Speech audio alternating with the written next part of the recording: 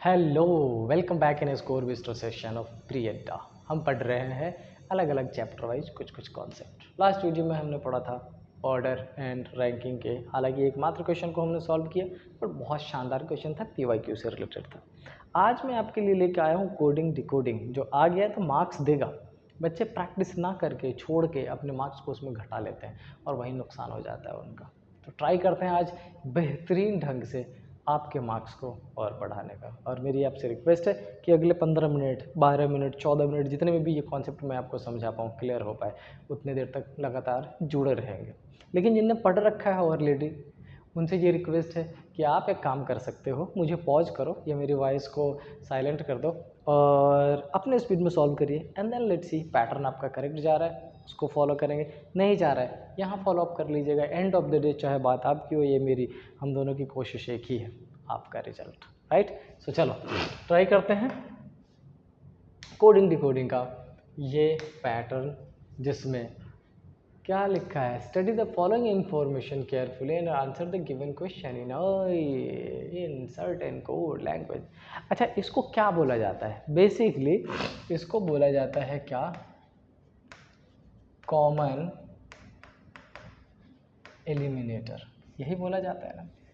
अच्छा, नॉर्मली जब ये पैसेज, ये पैटर्न आपके पास आएगा तो कम से कम 2 से 3 4 क्वेश्चन आएगा। हालांकि एक पैटर्न ये होता है कि बच्चे डायरेक्टली जो क्वेश्चन पूछा गया है, reading is interesting, lecture is coded, ये क्वेश्चन में पूछा गया है, क्वेश्चन ही गायब है। कोई बात नहीं, कुछ भी क्वेश्चन हो जाए, नहीं यहाँ है the code C D is coded for, पूछ लिया हमसे सी डी का। तो बच्चे कई बार क्या करते हैं कि जिस पर्टिकुलर वर्ड का पूछा गया उसी का निकाल लेते हैं, बेस्ट वे है।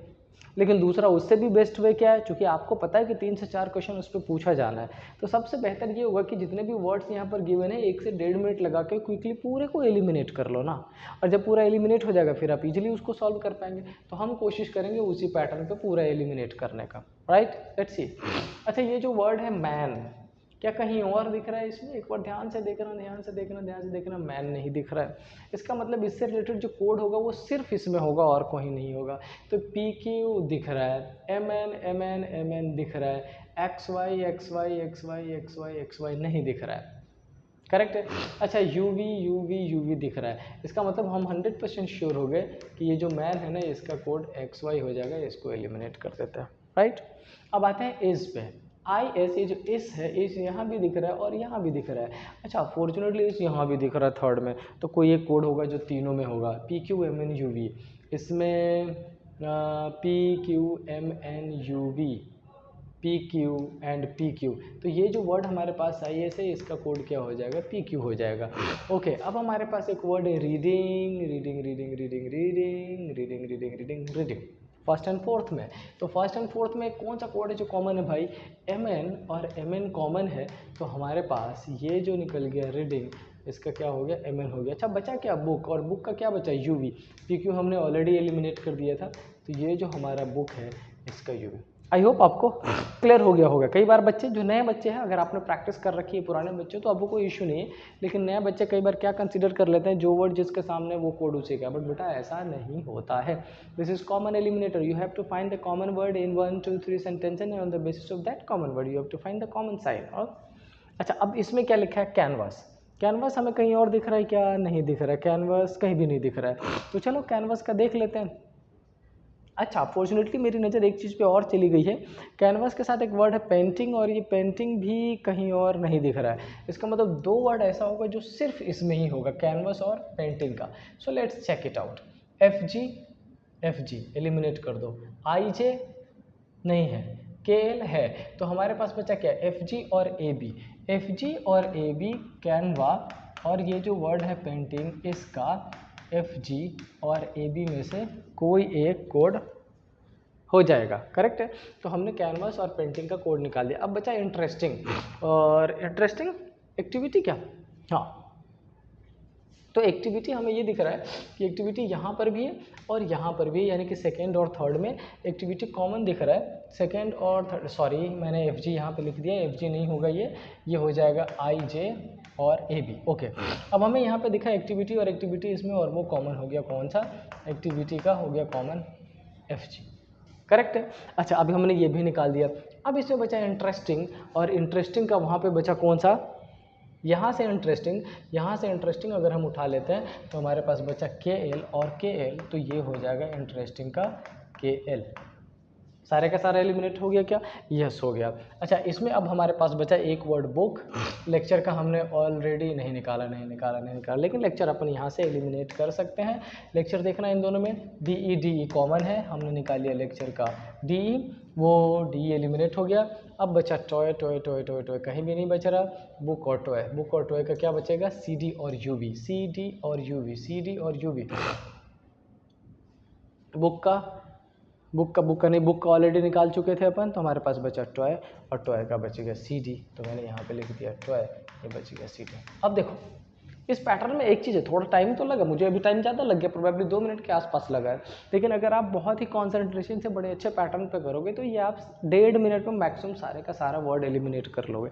और फिर आपसे कुछ भी पूछ ले, आप सब का आंसर करने की कंडीशन में हो, सारे A to Z। जैसे तो हमसे क्या पूछा गया कि CD का कोड बताओ। CD हमने यहाँ लिख रखा है, क्या लिख रखा है, क्या CD हमने क्या निकाला? टॉय। तो हम आंसर इसमें से कौन सा कर देंगे? Option number E, toy. Correct है। अच्छा, अभी लास्ट क्लास में बोलूँ तो एक बच्चा कंफ्यूज था। वो किस पैटर्न पे कंफ्यूज था? होता क्या है कि जितने यहाँ पर वर्ड्स हैं, जैसे मैं यहाँ पर एक क्वेश्चन आपसे पूछ लूँ कि बेटा ये बताओ कि टॉय और स्पोर्ट्स इसका क्या कोड होगा, तो आप कहोगे कि सर टॉय तो गिवन है। यस गिवन है, सर टॉय का फाइंड कर लूँगा, लेकिन ये बचा स्पोर्ट्स, इसमें कहीं वर्ड्स दिख ही नहीं रहे। अब करें क्या? तो जब कभी स्पोर्ट्स वर्ड या कोई भी ऐसा वर्ड जो आपके क्वेश्चन फिगर में नहीं गिवन हो, वो आपसे पूछ लेता हो, then you have to keep in mind कि उसका कोड भी यहाँ से नहीं होना चाहिए, उसका कोड बिल्कुल नया होना चाहिए। अगर क्वेश्चन में वर्ड नया तो आंसर में कोड नया। That is the best way to find this question. Correct है। मुझे ऐसा लगता है कि ये सेगमेंट ऐसा है कि आपको अब दोबारा इस पर बहुत ज़्यादा सोचने की ज़रूरत नहीं होगी।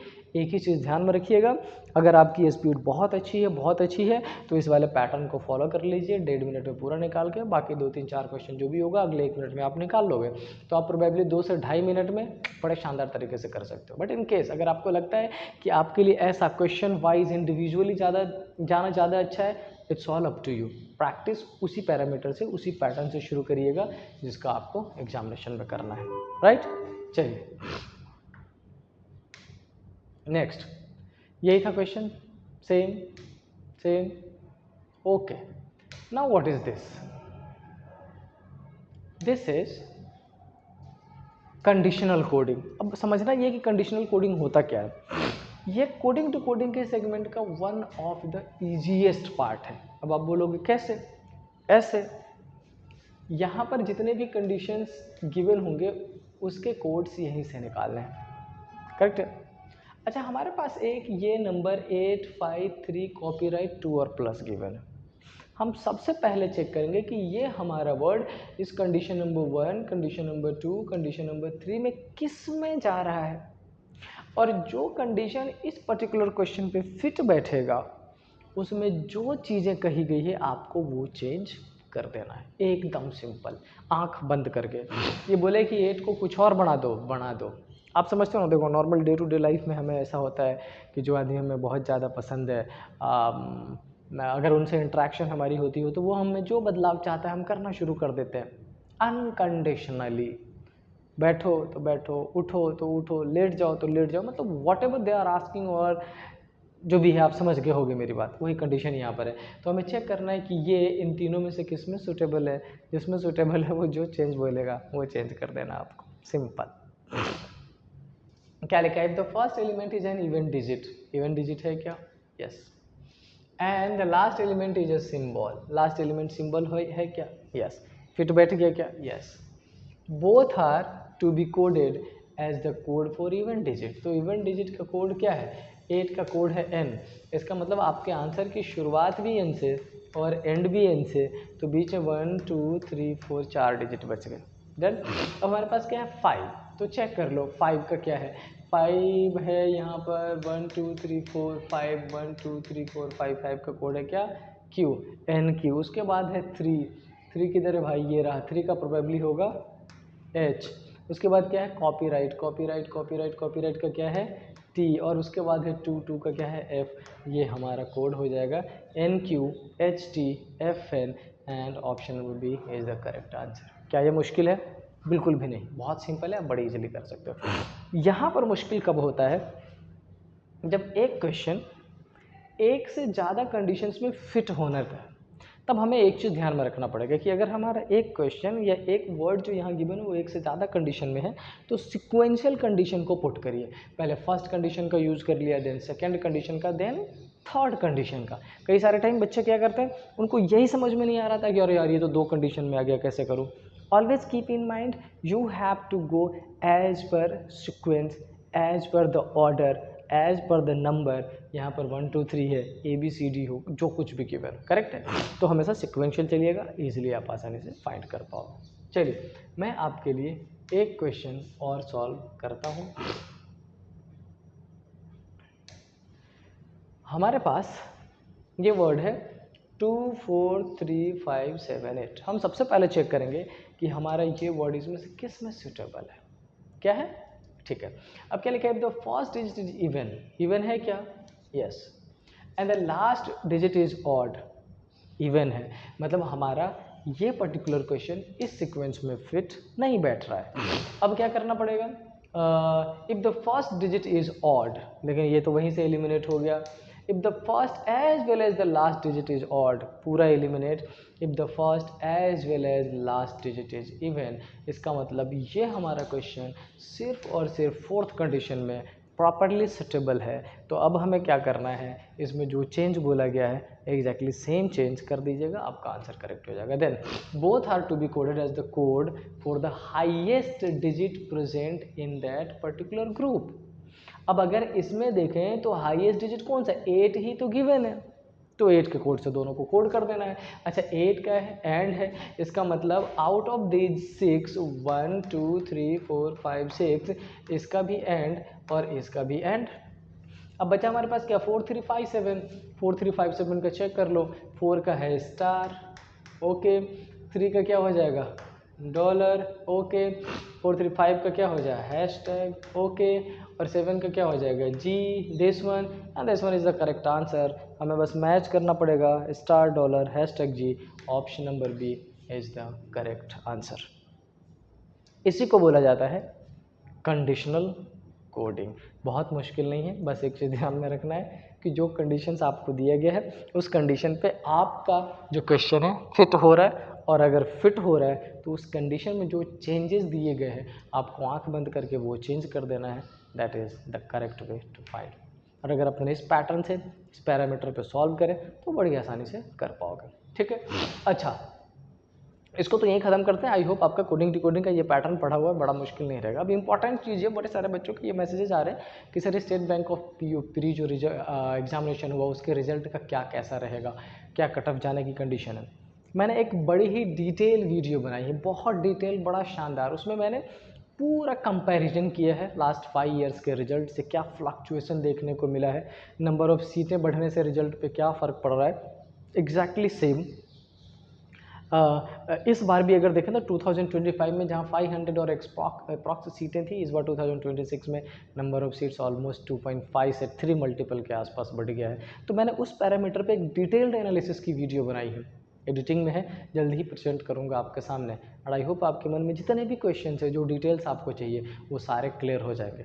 बस हाँ, एक चीज़ ये ध्यान रखना कि मैंने जो उसमें डिटेल्स दिया है, जो कटअप दिया है, वो मेरा पर्सपेक्टिव है, after analysing all the situations, जितने भी क्राइटेरिया है उस एग्जामिनेशन के लिए, बट वो फाइनल रिजल्ट नहीं है, उसमें भी अप एंड डाउन की पॉसिबिलिटी है। हाँ, आप उस पर ट्रस्ट 99% कर सकते हो कि जो पैरामीटर मैंने सेट किया है मिनिमम और मैक्सिमम, कहीं ना कहीं उसके रिजल्ट उसके बीच में होना चाहिए, तो आपके बड़े सारे कन्फ्यूजन क्लियर हो जाएंगे। बट अगर आपका रिजल्ट होने की कंडीशन में भी है उस वीडियो के बाद, या नहीं भी होने की कंडीशन में है, मुझे लगता है कि आपके प्रिपरेशन पे कोई भी असर नहीं पड़ना चाहिए, क्योंकि इस बैंकिंग के फेस्टिव सीजन में लगातार एग्जामिनेशन होने हैं।